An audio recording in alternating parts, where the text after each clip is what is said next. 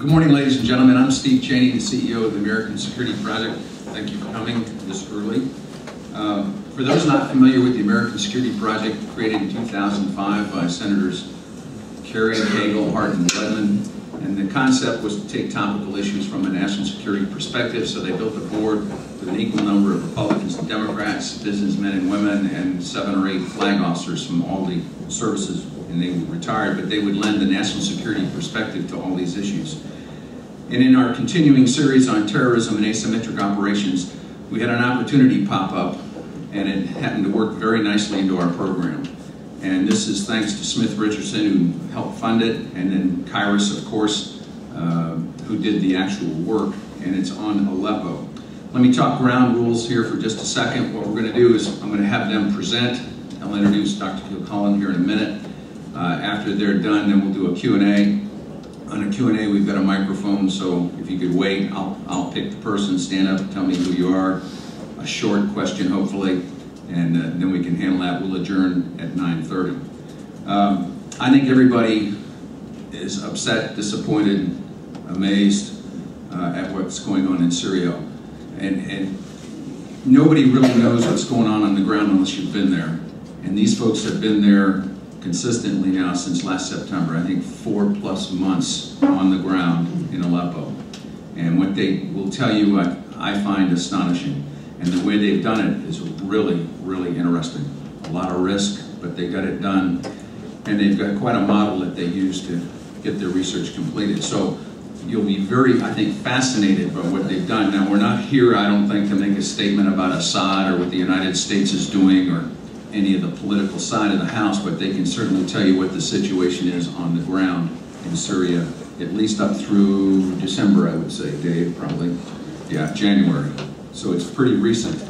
And that's why we wanted to hold this event quickly after they got back, because, as you will find out, the information deteriorates almost daily. So with that, I want to mention it's on the record. We are going to tweet it. We will record it, put it up on our website, probably this afternoon and tomorrow morning. And I'm going to turn it over to Dr. Kilcullen. It's yours. Thanks, sir. I don't have a huge amount to say. I want to introduce the team and let them explain the work that we've been doing. I just wanted to give you a little background. This is not a policy prescriptive exercise. There's a lot of policy discussion here in Washington. Whatever else Syria is a humanitarian tragedy. And what we've been focusing on is the humanitarian conditions on the ground for ordinary Syrian civilians in the city of Aleppo, which, as Nate Rosenblatt, our senior analyst, will explain in a moment, is, we think, quite a representative microcosm of a lot of the same issues that you see throughout the country.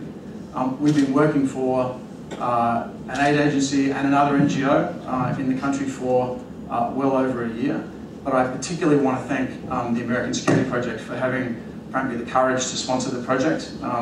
They believed in our ability to get it done and our ability to do it in a way that was safe, not only for our research staff, but most importantly for the Syrian communities that we're working with.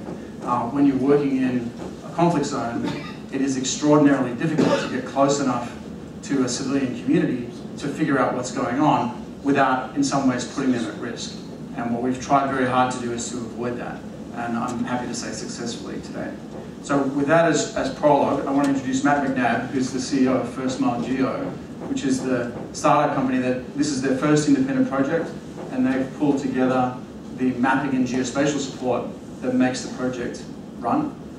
Matt has a lot of background with NGO work in the tribal areas of Pakistan, in Afghanistan, in East and West Africa, but he and Steve Kashishian, I don't know where you are, Steve, who actually hacked all the code and pulled the thing together, have done a great job in creating this platform.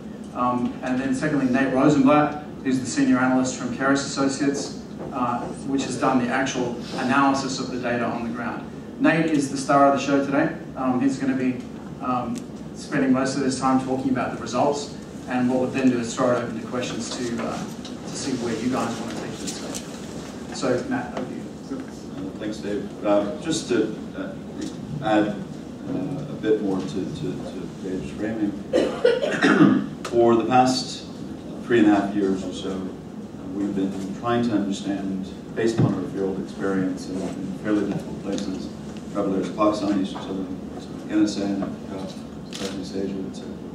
How can we enable local communities, local NGOs, and others working in very difficult areas to be able to collect, share, make visible some of the local insights that are quite apparent to those people living there but aren't necessarily so apparent to people to hear? And so we've been doing R&D around this question of specifically geospatial and geospatial data collection and analytics for specifically crisis mapping. I've been very interested in how crisis mapping has been applied in the context of humanitarian response, particularly in disasters. But times of crisis are quite different than places of crisis. The incentives to collect, share, make visible what's happening looks very different in the conflict. So this project, I think, from our perspective, is largely an experiment in how can we bring the crisis mapping community to places of crisis. As Dave mentioned, February 1, we started a new company called First Mile Geo, specifically focused on this challenge. How can we make visible that which is hyper-local in places of crisis? So I'm happy to walk you through the actual technology. I'm happy to speak with anyone about that, and also show you specifically what we did in Syria. But the bottom line is this. Not only, I think, is it important for us to be able to collect and share such information, but also it's really quite important for us to be able to connect the first mile of information, that is, the people within those communities, connect them back to that information as well. It's not enough just to be able to look, sitting in Washington, at this information. I think the next step for where this kind of work goes is being able to drive local data-driven decision-making, and that's sort of where we're taking this. So we've moved in the direction not just of mappable information, but automated dashboards and reporting, so that effectively as people like Nate are doing this kind of work, not only can he have access to that information, sort of dig through it a bit more and understand it, but also other interested parties can receive it in automated 1 or 2 pagers in multiple languages.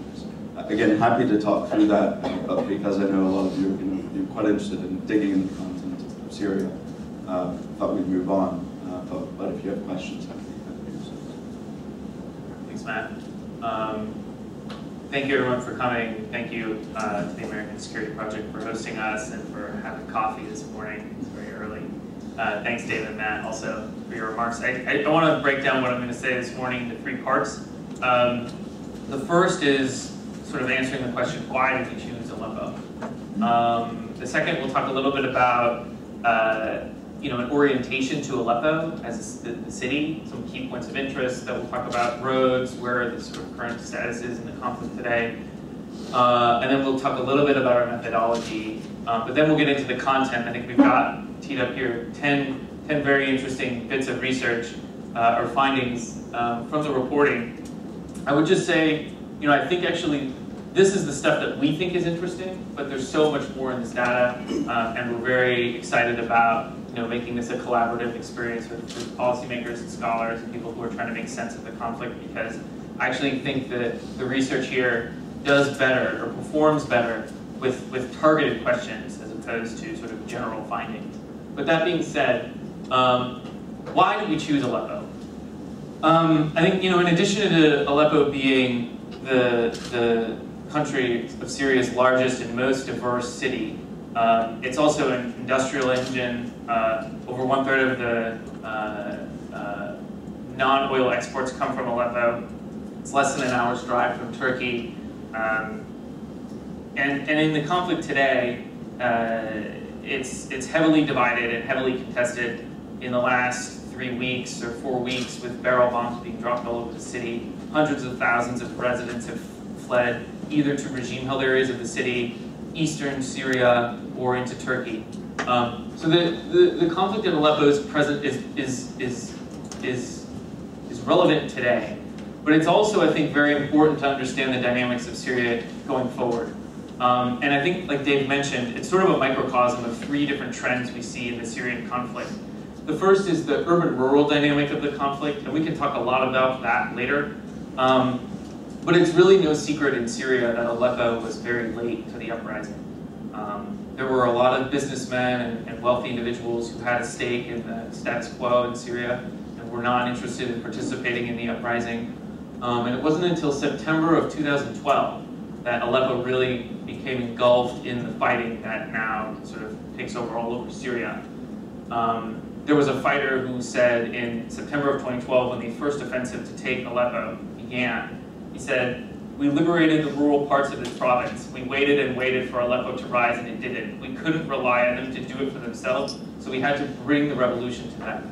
So there's really an important dynamic at play here between the rural communities, their participation in the uprising, and the disinterest of residents of the city in participating in that. And it plays out a lot here. You can see this map right now.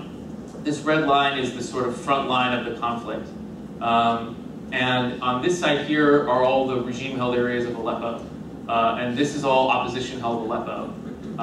This area is just too contested at this point to really declare for either side. But the important thing here is eastern Aleppo. This is the most recent urban sprawl, and Dave talks a lot about this in his book. But basically, when residents from poor rural communities moved into Aleppo, these are the areas that they moved into, and it's no coincidence that these are also areas that are under the firmest control of the opposition today. So first of all, the urban-rural dynamic plays an important role in the conflict in Aleppo. Second, there's an ethnic and sectarian dynamic that is at play at Aleppo. I mentioned Aleppo is one of the most diverse cities in Syria. It has the largest Christian population of any city in the Middle East outside of Beirut. So there's a pretty significant diversity in Aleppo, and the intercommunal relationships that take place in Aleppo really resonate across at least northern Syria, if not the region. And the third thing, and I think this is something that's really motivated us, not just to understand Aleppo in the present, but to understand its future, is that I would argue that Aleppo's fate will be very similar to that of Iraq's Mosul or Libya's Benghazi, in that you have what is, in effect, a sort of non-capital second city that's far away from the capital. It's difficult for the national government to govern. And in a fragile state or in a conflict state like Syria or like Libya or Iraq, it creates opportunities for non-state armed groups, for terrorist networks, for illicit networks to create safe havens and to thrive. So I think, when we think about how we understand what's going on in Aleppo today, I think one of the things that motivates us about the city's conflict is, can we identify and understand the way armed groups are trying to exert control over neighborhoods in the city, to understand how they're doing that now, so that we can get a better sense of what groups take root in the future and how they got to where they did. So I think this is also an important baseline for future studies on the conflict dynamics of Aleppo. But I think just to orient you a little bit to a few things that are of interest in Aleppo that we'll mention later. Like I said, this is the conflict, the sort of front line. We basically broke down Aleppo into 56 neighborhoods. There are more, but as you can see, here's the old city, and there are multiple names for each sort of area that we've classified as a neighborhood. We made it 56 because we wanted to be as representative and as detailed to the actual breakdown of the neighborhoods as possible, while still making it, analytically digestible for all of us. So we worked really hard on several sources to make this map as refined as possible. But basically, a few things about Aleppo City that are important to notice. This here is the ring road around Aleppo Old City. There are 2 ring roads. This is the second. So you can see there's Bab Hadid, Bab Nera, Bab Antakya. Bab means gate in Arabic, so these are the gates of the old city. And so this is the oldest part of Aleppo City. Here is the more recent growth around the city. This area here is some of the wealthiest parts of Aleppo. Like I said before, this is some of the poorer parts of the city. A couple other things to note. This is the citadel. The old souks of Aleppo are here. These are UNESCO World Heritage Sites that have been at least damaged, if not partially or fully destroyed. So this is the old city. A couple other points of interest worth noting, and then I'll talk a little bit about roads. This is the airport. It just recently, in the last month, reopened. It was closed for the duration of our study. This here is the military college, the Al-Assad Military College. When the recently deposed head of the Free Syrian Army, Salim Idris, was quoted as talking about the fighting in Aleppo, Salim Idris graduated from the Al-Assad Military College and taught at the Al-Assad Military College. He said that the fighting here would end at the Al-Assad Military College. It's obviously not gone the way he hoped. But the last thing I would note is this is the Air Force Intelligence Office, and the Air Force Intelligence Office we'll talk about later, but it's basically the strongest, the most repressive intelligence agency in the regime's apparatus. A few points about roads. We talked about the ring roads. Here are key access points for opposition-held Aleppo. This area is contested. This road here is the only land route into regime-held Aleppo that the regime controls today. And that'll be important for reasons we'll discuss later on. I'll mention briefly our methodology, because I know we'll want to get into the findings. But basically, we broke down our study into 4 different research projects. 2 of them were in the first mile geoparlance point-based maps.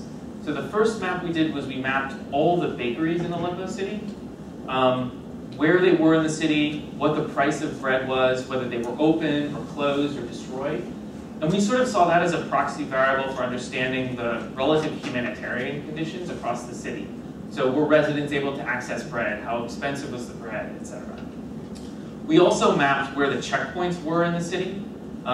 So what group controlled it, how many people were stationed there, what kind of weapons they had, things like that. And for us, that was an important way of understanding what armed groups were controlling where, and what their relationship was with residents in the city. And we'll talk about one of the findings later in the section, but one of the questions we asked was, what percentage of people or cars that cross this checkpoint are stopped for more than 1 minute? And for us, that was a way of understanding what the relationship was between the armed group and the community in which the checkpoint they controlled was located. We'll talk more about the findings on that later. So that was the 2 point-based studies. We also did 2 area-based studies, and those were located at the level of the neighborhood. The first was we did a survey of 561 residents in Aleppo city, representatives from each neighborhood in the city. And we asked them a series of questions on security concerns, humanitarian concerns, political affiliations, and we'll talk a lot about the survey research there. The last thing we did was we, having done a lot of work in Syria and also doing survey work in the Middle East and elsewhere, we found that residents are really, one of the most sensitive things to ask people is to name groups. So who is working in your community, whether it's even as simple as who's providing basic services in your community. Residents have a tough time identifying that. So what we did was we, in the last research project, put in the hands of our enumerators essentially the power to identify what groups were operating in each neighborhood that they were doing their research. So basically, what groups were providing security services, what groups were providing basic services, and what group they thought was the strongest group in each neighborhood. So we'll talk more about some of the findings there. I'll stop there on the methodology. We could talk about it all day, but I know you want to get to the findings. If you have any questions about that, I'm happy to answer them. So let's talk about what we found. I think one of the first things on the military side of things that we found particularly interesting was the sort of growth and evolution of the Islamic State of Iraq and Syria. This was an al-Qaeda affiliated group. Al-Qaeda has since distanced itself from ISIS. The most sort of analogous group to ISIS, you could say, would be Abu Musab al-Zarqawi's Al-Qaeda in Iraq. It's sort of a cult of violence, and it very actively imposes its Islamic ideology on residents in Syria. So what we found was, this is a map here of our enumerators identifying what neighborhoods in Aleppo ISIS was strongest. And so you can see it went from relative obscurity to the strongest armed group in Aleppo, in opposition-held Aleppo. And the rise was very quick. I think the most important thing to note about this evolution is where ISIS was strong. I think a lot of people will report on ISIS being a very strong group, sort of imposing its will on communities across Syria. I think the power of this research is that it shows not just that is happening, but exactly where that's happening. And so when you see where they're growing, it's in, again, like we mentioned, the poorest parts of Aleppo city, some of the most recent urban growth. The other important thing to note here is that it, as you can see from the front lines again here, the areas they control are about the furthest you can get from the front lines in opposition-held Aleppo. And this is a trend that we've seen across northern Syria, which is that they end up targeting what we would call, I guess you could call, soft targets. places that are away from the front lines. They're not going to be threatened by the regime. They're also not going to be well armed by other opposition groups that are spending more of their time fighting the regime as opposed to protecting communities. So this has been their tactic across northern Syria, and it's been great to find that also happening in Aleppo. When we look at January of 2014, it was the beginning of a trend where there were some newly formed armed opposition coalitions that were designed to fight back against ISIS. And they've been kicking ISIS out of Aleppo. So they went from 12 neighborhoods in December 2013 to 10 in January 2014. I imagine if we did this research again and got a new report this month, it would be fewer. You can already see that they're being pushed back outside the city. The second thing that we found that was really interesting on the military or security side of things was what we would call the rise of franchise brigades. In essence, what we did was we identified every single armed group that we would say was providing security services in Aleppo. And we would do that every month for 4 months, from September 2013 to January 2014. And so every month we received that reporting, what we found is the total number of different armed groups decreased every month. And that was basically entirely made up of small battalions that existed only in one neighborhood. In effect, what was happening was that the small neighborhood battalions were disappearing. And the groups that controlled multiple neighborhoods either stayed constant, or in the case of groups that we would consider to be the strongest brigades, actually going up. So what we were seeing was either these local brigades were completely disappearing, or these larger brigades were essentially franchising them, or bringing them into the fold. And as an analyst, or for those who follow Syria and have created very, very long lists of armed opposition groups that span pages, it's actually good that we can get a sense for exactly what groups exist. And I think it's also important to note that what we're seeing is essentially larger brigades, but fewer in number, taking place in not just Aleppo, but across northern Syria. So those are some of the things that we found on the military side. We also did a lot of work on the humanitarian issues, and that was really the central focal point of our research. So what you see here is essentially a map of all the bakeries in Aleppo City. There were about 180 bakeries in Aleppo City. This map shows the relative price of bread of all those bakeries in Aleppo City. So basically, the red dots on these maps indicate bakeries that were charging relatively higher prices for loaves of bread, and the green ones were relatively lower prices. So what you see here in the regime-held areas, when we started this study in September and October of 2013, we found that regime-held bakeries were charging 3 to 5 times more for a bag of bread than anywhere in opposition-held Aleppo. So, essentially, 150 Syrian pounds, it's about $1.20. It's about 130 Syrian pounds to the US dollar. And in opposition-held areas, the prices were quite variant. It was somewhere between 25 to 65 Syrian pounds per bag, which is about 7 to 8 flat loaves of bread. What we found, though, at the end of October, so October 27, 2013, was overnight that ratio flipped, and that the regime-held area bakeries were the least expensive, and opposition-held area bakeries became much more expensive, relatively speaking. And so what happened? What we found was that one land route into regime-held Aleppo was cut off at the beginning of our research. And it wasn't until mid-October of 2013 that the regime was able to, in what they called an October offensive, regain access to the territories they controlled in regime-held Aleppo. And the price dropped overnight from 150 Syrian pounds per bag to 15 Syrian pounds per bag, which is a pretty dramatic decrease.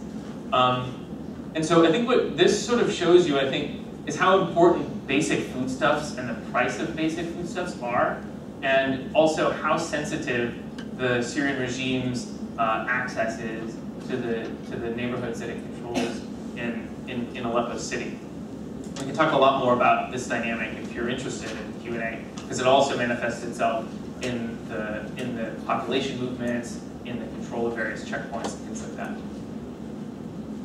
So what we also did here was, as I said, in the survey that we did of residents, we asked a variety of questions to ascertain the relative humanitarian conditions in each neighborhood in the city. I think the goal here was to answer a really simple question, which was, what are the areas in greatest need of assistance? Or what are the areas that are suffering the most in Aleppo City? So we asked a variety of questions in the survey on mobility, so how often can you leave your neighborhood? How many times do you cross a checkpoint when you leave your neighborhood? We asked questions about crime, so we would ask questions like, how often would you witness a crime committed in your community? We asked questions about public safety, so we asked questions like, how would you describe your neighborhood dangerous to very safe? We asked questions about, would you let your children play outside the house? Always, sometimes never, things like that. And we also asked questions about basic services. We asked questions about trash pickup. We asked questions about electricity usage, things like that. So what we did was we worked with First Mile Geo essentially to create, I guess what you could call a humanitarian vulnerability needs index in Aleppo, which is, in a sense, we were able to combine a lot of questions in the survey, give them relative weights. So we said, if people were witnessing crimes on a daily basis, it's probably going to be more intense impact on their daily lives than necessarily mobility. The good thing is, if you go to the website where this is located, and we're happy to send that to you afterwards, you can actually create your own scoring system with the questions that we asked and interact with the data. Based on our weights, we identified areas in the top left that we would consider to be the most vulnerable parts of Aleppo City. So the most crime, the most degree of perception of insecurity, the least amount of services, etc. So this was sort of our best attempt to say, where are the areas in Aleppo that are in the greatest need? The next thing we did was we said, okay, well, let's compare the areas that are in need with areas that are actually receiving assistance and see what the relation is. So we also asked questions in the survey about income. We asked questions, one, did you or anyone in your household receive a salary this month? We also asked another question, which was, did you or anyone in your household receive assistance or aid this month? Yes, once, yes, more than once, or no. We didn't specify whether the salary was government salary or basic wages from small business or anything like that. But so what we found was when we compared the areas that we identified as being vulnerable to the areas that were identified as receiving income, which is salaries plus aid, basically, that the answer was a little bit mixed. In some areas, we had very little assistance or very little salary and a high degree of vulnerability. And in other areas, we had a relatively higher amount of aid or salaries. I think what's important to note here is, this is the only neighborhood that is government controlled and also considered to be the most vulnerable. This neighborhood received no aid, but every single resident we interviewed in that neighborhood across all 4 months of the study said they received a monthly salary. So I think we wouldn't be able to say with any degree of confidence that this is an active effort on the government's behalf to sort of go after the neighborhoods that are most vulnerable and provide them with salaries. That would require greater study. But what I think is valuable about this study in general, and the reason why we're motivated to sort of work with people who are interested in making sense of what's going on in Syria, it doesn't necessarily tell you the whole story, but it definitely tells you where to look. And so, Dave talks a lot about this, but the idea is basically, can we look at the jungle canopy and identify certain areas where we need to dig deeper, and then get down to the jungle floor and identify what's actually happening. The other thing I would note here before moving on is, when you look at the map of salaries and income, or salaries plus assistance, it's actually really diverse. So you've got some areas in opposition-held Aleppo here that receive the highest amount of salaries of anywhere in Aleppo. The most amount of income from wages and the most amount of income from assistance. The other thing I would note here is this is regime-held Aleppo here, and it has some of the lowest amounts of salaries plus income. We can talk about how we weighted those scoring-wise if you're interested. So just a couple of things to note, and some of this will come up later. The other thing we talked about, in addition to the humanitarian aspects, was we talked about political allegiances. And so one of the questions we asked at the end of our survey of residents was, who do you think is the most legitimate representative of the Syrian people? You can see which one received the most votes. No one was the most popular representative of the Syrian people, according to Aleppans. And if you thought that was bad, it actually gets worse. That number declined from 40% to 36% over the course of the study. And I would take a moment here to pause just to elaborate on our methodology.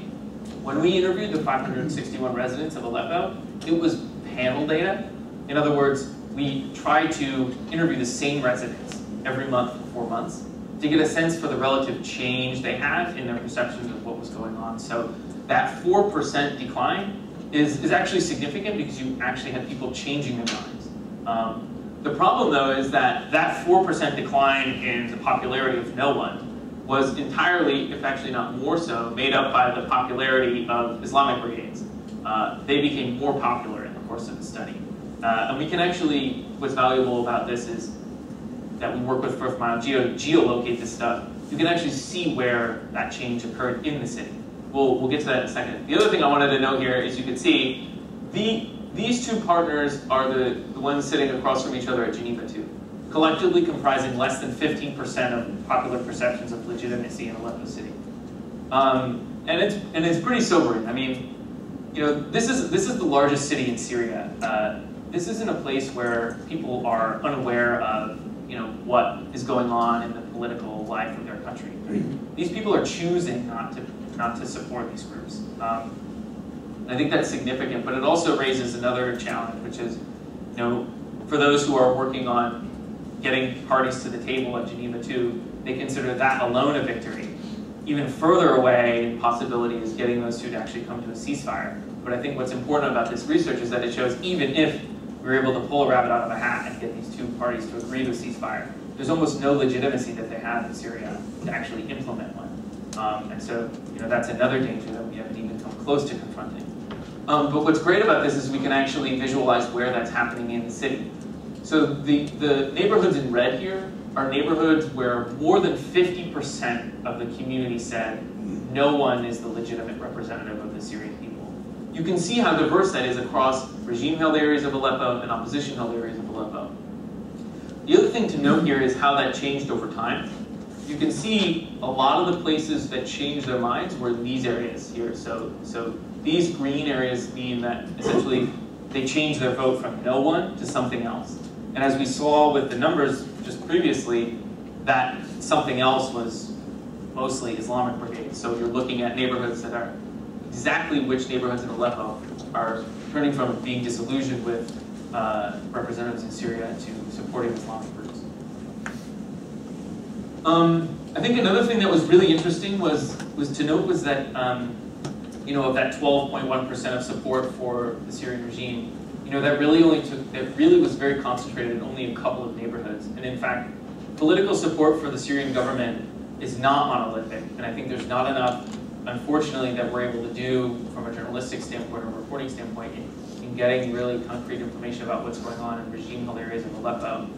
But I think what's interesting here is that we may have sort of identified a community that does not support the regime. And I'll tell you the contours of that right now. So this map here in red are neighborhoods where over 50% of residents said that the Syrian regime was the greatest threat to the Syrian people. Like what we said with the, who do you think is the most legitimate representative of the Syrian people, we gave respondents 6 choices. They were the same 6 choices you just saw. No one was replaced with international countries. We can talk about the findings on that in a minute. Actually, the findings, the number of people who said international countries declined, but we can talk more about that if you're interested. But what's interesting here is, you know, you had a big chunk of regime-held Aleppo, where over 50% of residents were saying that the Syrian regime was the greatest threat to Syria. That same area we identified before when we looked at salaries and income, sorry, that's here, when we looked at salaries and income, was reported to have some of the lowest income in terms of aid and salaries in the city. And if you look at our report, if you go on the website and download our report, it's publicly available. In the index of that report, we have an explanation of each neighborhood in the city, its socio-economic status, ethnic, religious, etc. So, you know, we note here, these are some of the traditionally old, a lot of these neighborhoods are Christian, elite, rich neighborhoods in the city. So this isn't a long-standing relative poverty. This is recent. Another question we asked was, who do you turn to in your community to resolve local crimes or disputes? And again, this neighborhood shows up. It's actually really the only statistically relevant neighborhood in all of Aleppo that believed that they had no one who could resolve local crimes and disputes. So what you're talking about here is a constituency within regime-held Aleppo in which there isn't support for the regime. They don't feel like they're represented. In fact, they sometimes feel like the regime is the greatest threat to the Syrian people. And I think, like I said before, this is telling us where to look. It doesn't tell us the whole story, but I think in identifying communities or constituencies like these, I think we can start thinking about more broadly some engagement on this Syrian issue. I know we don't have a lot of time, so I'll just briefly talk about this one. This is a map where we identified several key armed groups that we consider to be the strongest in each neighborhood. The only thing I'll note here is this is the Air Force intelligence, like we talked about earlier. This is their headquarters, so of course they're around here. But you can see in almost exactly the same areas that we just talked about here is where the most repressive intelligence apparatus that is employed by the Syrian government is the strongest group. And that group has grown every period in terms of the number of neighborhoods it's controlled in the city. It controls 10 of 22 regime-held neighborhoods in Aleppo. We can talk a lot more about exactly what we mean by control. I think there's a lot of methodology with that. But I guess you could say, to put a finer point on it, these are the neighborhoods in which our enumerators identified as being the strongest in these neighborhoods. We also identified checkpoints. These checkpoints are only a small percentage of the number of checkpoints we identified in Aleppo City. But what we did here is we filtered out the question we asked about checkpoints that I mentioned earlier, which was, what percentage of cars or people cross this checkpoint or stop for more than a minute? This map here and all the points on this map identify checkpoints in which more than 50% of people or cars that cross this checkpoint are stopped for more than a minute. In other words, these, you could say, these are the most restrictive checkpoints in Aleppo. And I think what's interesting to note about this map is how many of those are located on highly trafficked roads. So these ring roads that surround the city, and this one as well, and then some key entry points. So this is the only land supply route into regime-held Aleppo. You can see how many restrictive checkpoints are located on that route. And again, here, another access point, another access point. This is actually a really important access point. Aleppans have become familiar with their checkpoints. Sometimes they get names. This one is called Castello. That's why. But there's been a lot of fighting over this checkpoint. There was one armed group that controlled this checkpoint, and it was basically a criminal gang. It was called the Badr Martyrs Brigade. This brigade has been looting and kidnapping, shaking down residents all over this part of Aleppo, and will stop buses and trucks that come through here and interrogate people on those buses. If they think that, for example, if the kids' parents sound like they have a lot of money, they'll kidnap them and ransom them. And kidnap and ransom is a major source of revenue for armed groups in Syria. But basically, I mean, this neighborhood here, for example, is called Sheikh Maksud. It's an ethnically mixed neighborhood, Kurdish and Arab. And when that neighborhood was liberated in March of 2013, this group that controls this checkpoint basically took over neighborhoods in that community and auctioned off blocks of that neighborhood. Basically said to the highest bidder, take whatever you want in all the apartments, take all the cars, anything you want. And this group was controlling this checkpoint. For a while, they were kicked out by the Islamic State of Iraq and Syria. So from bad to worse almost. And they tried to arrest the head of the group and execute him. They couldn't catch him. What's interesting about this area here is it's an apartment complex. It's a very dense, high-rise apartment complex, and this group was able to hide there, basically, and fend them off. So there's a lot of stories underneath some of these checkpoints. This here is the only crossing between regime and opposition-held Aleppo. So when you hear groups like now, a lot of residents in opposition-held Aleppo, about 100,000, have crossed into regime-held Aleppo to escape the barrel bombs. This is the only cross that they can get into, regime-held Aleppo. And so you can see how densely clustered these restrictive checkpoints are. It's called the Abar al-Maut, the checkpoint of death. We can talk about that more if you're interested. The other thing that we were able to do, like I said, we had lots of different types of research. The thing that was interesting about what we did with Rosenblatt was that they helped us layer those findings on top of each other. So here we have a map of, in blue, regime-held Aleppo. Here in red is opposition-held Aleppo. This is a map of destroyed or closed bakeries in Aleppo city. And I think you can see right off the bat how few of them there are in regime-held Aleppo. I mean, you could hand count them, there are about 5. And how many of them there are in opposition-held Aleppo. By our count, about 40% of all the bakeries that exist in opposition-held Aleppo are either closed or destroyed. And we found also in the course of the study an interesting evolution of bread prices. I'm really cognizant of time, but basically what I would say is when we started this study, 90% of all bakeries in opposition-held Aleppo were not open to the public. What they started to do was they would work with neighborhood councils, so local neighborhood organizing groups, to deliver bread to communities. They would go apartment to apartment and deliver bread, as opposed to being open to the public, where people would wait in line. And for those who have been following Aleppo in particular, it's been an extreme case of basically, Human Rights Watch has said that there's been deliberate targeting of bread lines in Aleppo city. Basically, people would line up down the block for bread, and the regime would either hit them with an airstrike or drop bombs on the bread lines, killing tens of civilians. So this was happening for a long time in 2013. And so what residents decided to start doing was organizing themselves, and instead of having to line up for bread and present themselves as a target, they started working with neighborhood councils. By November 24th, 2013, there wasn't a single bakery in opposition-held Aleppo that was open to the public. All of them now work with neighborhood councils. The result is there's almost no variability in bread price in the opposition-held Aleppo anymore, but the price is higher. So it's gone from between 25 to 65 Syrian pounds per bag to 75 Syrian pounds per bag. And again, this is another instance where it'd be great to work with people who have on-the-ground insights so that we can say, where is that hike in price going? Is it because they're rationing the bread so that there's a longer supply, and that means there's a higher price, or is the neighborhood council actually taking a cut from the delivery of the bread? The last thing I would note here, and I'll stop here, is basically this is a map of instances where our group, so we identified where armed groups were providing security services. We also identified every single civil society organization providing basic services, so trash pickup, things like that. So this is a map of the number of civil society organizations in each neighborhood. And you can see, I think what's important to note here, so in red are the areas where civil society organizations are most heavily concentrated, and in green are least heavily concentrated. Basically, we identified 3 municipal institutions that predated the revolution. There was the water supply, there was the electricity supply, there was like a general local council.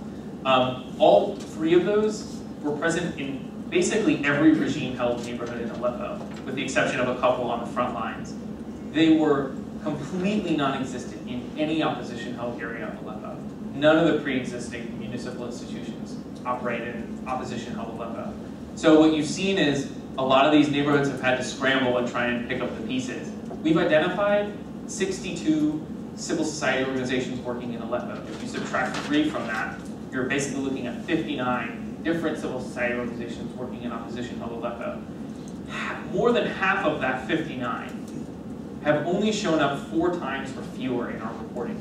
And so in a report that comes in monthly over 4 months, what you're basically saying is more than half of those groups either work in one neighborhood for most of the research or a couple of neighborhoods for a month. So you're getting this patchwork quilt of responses to how to sort of piece together what needed to be done in terms of basic services, trash pickup, etc. So just another sort of aspect we're calling sort of chaos in the service delivery landscape. I'll leave it at that, and I'll leave you with a photo of this is an opposition-held checkpoint in Aleppo City. So this is what it looks like on the ground. These are just amazing work, in my opinion. I've had the advantage of spending hours with these gents before and getting a pretty in-depth brief. Hard to be at all optimistic about what's going on over there, but I find your work fascinating. So with that, I want to turn it over to the Q&A here in the audience, and we've got about 15 minutes to banner back. Barbara, I'll let you start.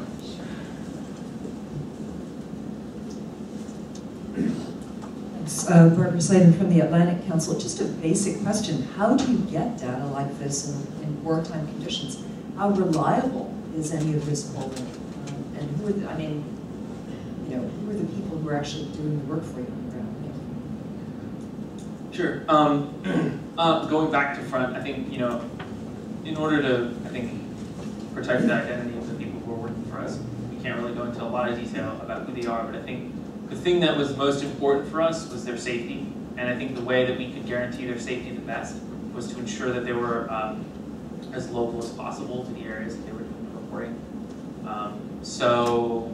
Basically, you know, it required a lot of enumerators, and those enumerators were, you know, typically from the areas that they were doing this reporting, or at the very least located in those areas for the duration of the study. So they weren't unfamiliar to residents in those areas when they would walk around, things like that. I don't want to go into too much detail about the methodology for the collection at this stage. It's just we're so recent to it, it's a little sensitive. But I will say on the methodology of the survey, you know, unfortunately we can't do randomized sampling, you know, every third door or anything like that, or even sort of a standard snowball sort of sample if we wanted to get representatives from each neighborhood. So, you know, we did sort of a modified snowball, basically, where we had basically instructions to the team to be able to get representatives from a variety of different backgrounds. The goal was to do those in person. Those interviews would be done in person. And I'm as skeptical as you of a lot of polls that come out of the Middle East in general, and what's the incentive for people to respond to that sort of stuff. But, you know, a lot of what we did in our research here and in others is we send out several research teams and we overlap them, and we sort of do a lot of reporting that way so that we can triangulate responses and get a better sense of sort of what is the middle ground between respondents. We do a lot of work on open source analysis too, so it's actually surprisingly easy to know when residents or any respondents are lying to you or exhibiting instances of home teamism. So for example, people will say, you know, this is the best neighborhood council in all of Aleppo, you know, it does all this great work.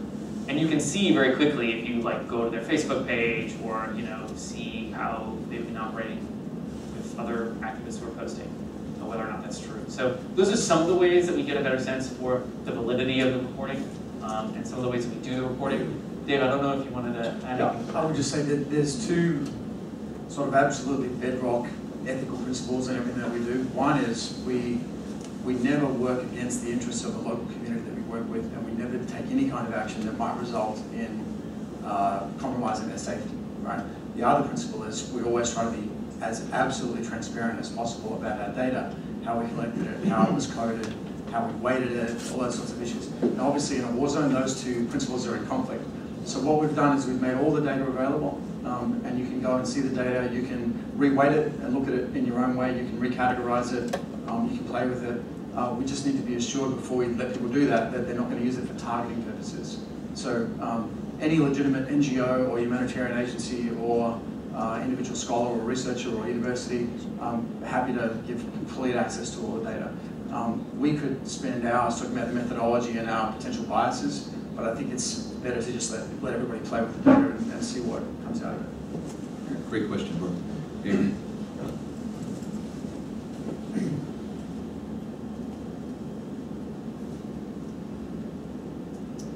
Thank you. I'm Will Embry from Time Corp International. First, fantastic work. It's absolutely fascinating. But I dig a little bit deeper into the services area. For decades, Hamas, Hezbollah provided grassroots community support. Built a lot of support without doing anything militarily or politically. I remember when the Israelis were attacking southern Lebanon in 2006, there were guys out there with clipboards while the houses were still smoking, providing assistance. Who's providing the effective community support? Where's their money coming from? That's a really good question. I'll take the first part of that question first and then the second part.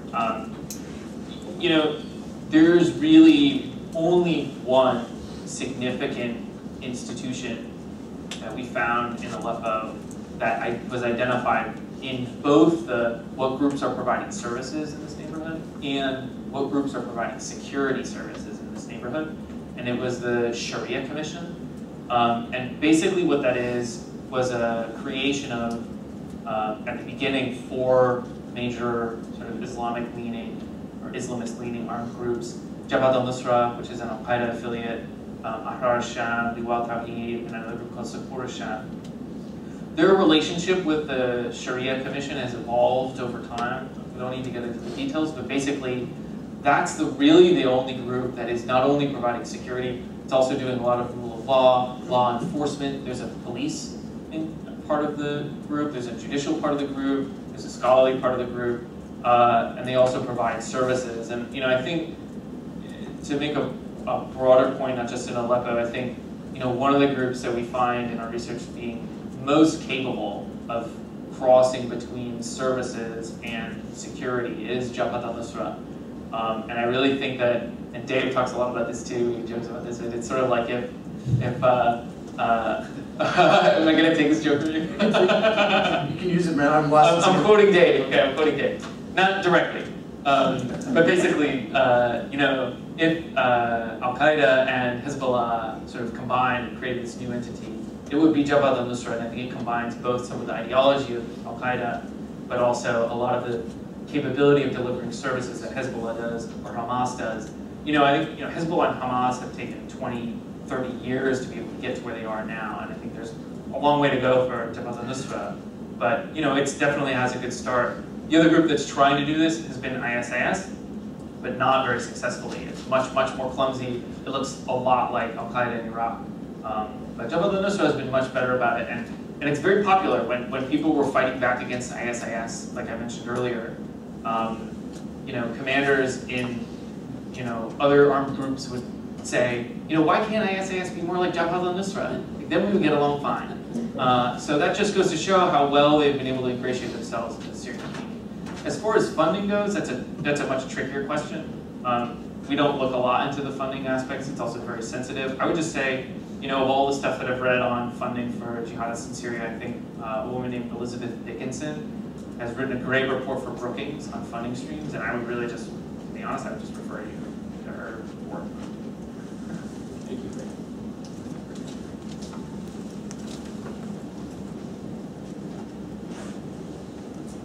Well, it's nice to see you all again.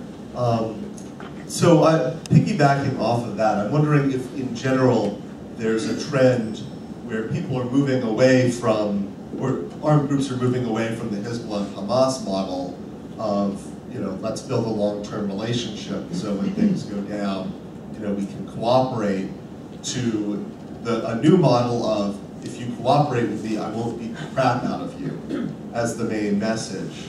I did read Out of the Mountains and very much enjoyed it. Is that, because the theory of competitive control can sort of encompass both concepts of service delivery and just protection from us. And we've seen even historically, the mafia has done some of both. But do you think there's a general trend away from service delivery to a greater emphasis on just inflicting violence and protection from that? I might have to pick that one up, Tim. I think, actually I would see a trend in the other direction. So to pick up your point, Hezbollah has had Jabhat al-Nusra for a fairly lengthy period of time, has had Jihad al-Banat for a fairly lengthy period of time that does the Reconstruction work. It's a specific organization within Hezbollah that acts a lot like an aid agency, actually. It gives out contracts and it organizes Reconstruction, and it's a professional Reconstruction organization. We've never really seen Sunni Salafi jihadists do that. They've typically been much more at the coercive end of the spectrum, and their model has been basically don't screw with us or we'll cut your head off on television, right? And if you don't like that, then you better work with us. That's basically their message. What we see now, and to paraphrase Nate, paraphrasing me, if Hezbollah and Al-Qaeda had fallen in love and got it on, their love child would be Jabhat al-Nusra, because what it's doing is the coercive activity of Al-Qaeda and the humanitarian reconstruction governance activity of Hezbollah. So it's almost like it's picked up some of the Hezbollah tactics that have been used in the governance and humanitarian space. So we see stuff like Jabhat al-Nusra escorting kids to school and making deals with the government to bring humanitarian supplies into vulnerable areas, and doing rule of law activity, which we never would have seen in a million years, Al-Qaeda in Iraq doing that. So they actually have moved in quite a different direction. I think one of the things we'll see out of Syria is the emergence of a whole new class of Sunni jihadist group that has the capability to operate more like Hezbollah. And I think that will potentially be quite transformative in the way that these groups operate. Somebody in the back? Yes, sir.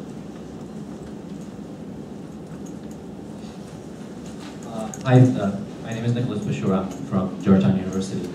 I was wondering if you could elaborate a bit more about the community, the Christian community you said that is saying nobody is the representative. I know you said you picked Aleppo because it's a representative of kind of microcosm of Syria. I'm originally from Syria, from the Christian community. My family, I still have family there in the Tartus province, which is largely Christian, and it's also largely still pro-Assad, overwhelmingly pro-Assad. I still see their Facebook posts, my family members, relatives.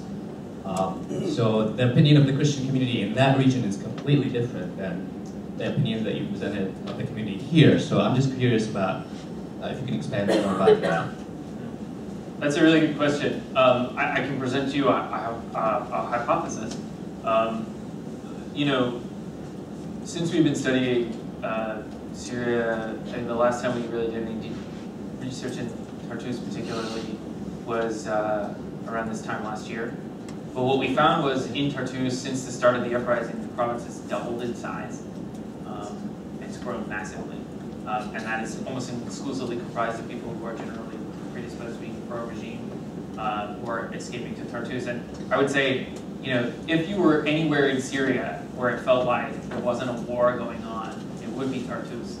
The regime is heavily repressive there. The activists we spoke to had elaborate protocols for security. I think it's basically an enclave that's very, very pro-regime, and the regime has been very active at cultivating that. And in fact, a lot of the people that they draw on for the reserves in the Syrian army come from Tartus. So the activists that we spoke to, actually their most active campaign was trying to dissuade young men from joining the reserves. So it's heavily pro-regime. I think the difference between that and a place like Aleppo would be more in the geographic distance, both from the capital and in terms of the regime's ability to project political control or ideological control over residents. I think that distance has also comprised a lot of it. And I think the last thing is that, the businessmen of Aleppo, weren't in love with the regime, nor were they in love with the revolution. I think they were just happy with the status quo. And I think that probably also plays out in their political opinions. Again, I think, like I said, this is a place where, it would be great to do further research because I think it's an interesting point that you raised. It's a good question. Those are my hypotheses. I realize we're just past 9:30, so we're beyond the bewitching hour here, and probably a ton more questions, so we'll be up here for a couple minutes afterwards. I appreciate everybody's interest. It's hard to remain any kind of optimistic about what's going on there, especially when you see the changes, not just month to month, week to week, day to day, and identifying groups and who do you support and what do we do, and there's a million questions we can relate this to, but I think your work is phenomenal, frankly, and I'm impressed by it and I appreciate it. If we can give them a big round of applause.